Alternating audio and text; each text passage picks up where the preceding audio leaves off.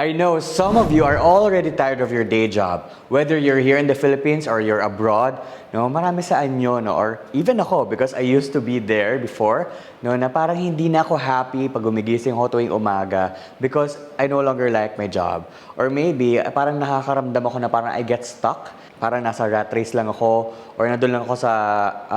cubicle ko na yun na lang nangyayari araw-araw, every single day.